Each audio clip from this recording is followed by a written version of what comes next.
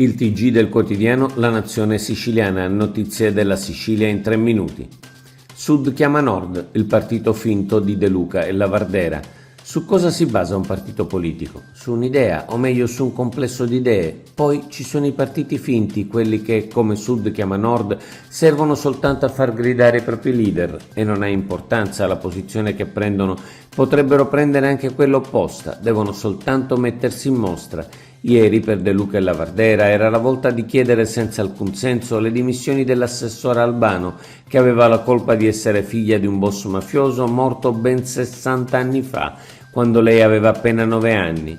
Oggi tutto dimenticato e domani si griderà per un altro motivo. Importante è tenere desta l'attenzione. Superare i 10 gigawatt da energie rinnovabili entro il 2030. 10 gigawatt entro il 2030 è quello che prevede per la Sicilia un decreto sulle energie rinnovabili firmato dal ministro dell'Ambiente Gilberto Pichetto Fratin. Pare che l'assessore all'energia Di Mauro nutra perplessità considerando il rischio di utilizzo di aree che verrebbero sottratte all'agricoltura, almeno per 15.000 km quadrati di superficie.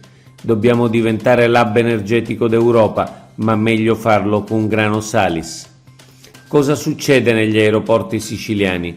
Il 25 ottobre compaie una firma Mario Barresi sul quotidiano La Sicilia, 2 pagine intere di un'inchiesta sui nuovi interessi che girano attorno agli aeroporti siciliani. Barresi racconta la scalata di ASC Handling, società con matrice siciliana e sede a Londra, che nell'arco di meno di 2 anni diventerà il più potente gestore dei servizi di terra degli aeroporti siciliani, e degli intrecci con la società Aero Italia e di conflitti di interesse. Una crescita vorticosa, continua Barresi, favorita da una fitta rete di rapporti non sempre trasparenti, in cui fra assunzioni eccellenti e consulenze camuffate i ruoli di controllori e controllati si confondono.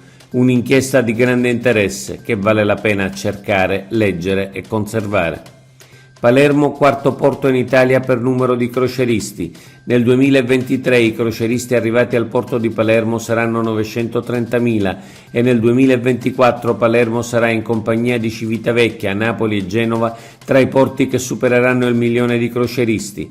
Quarto posto in Italia e 10° nel Mediterraneo, e la Sicilia con 1.800.000 crocieristi si conferma terza regione italiana dopo Liguria e Lazio. Golf, Sicilia migliore destinazione emergente nel mondo. Ad Abu Dhabi si è tenuto nei giorni scorsi il World Golf Awards per stabilire la migliore destinazione golfistica emergente nel mondo. Hanno votato migliaia di sportivi da oltre 100 nazioni e i più importanti rappresentanti del golf turistico mondiale. E ha vinto la Sicilia, superando la Toscana e numerose altre località nel mondo.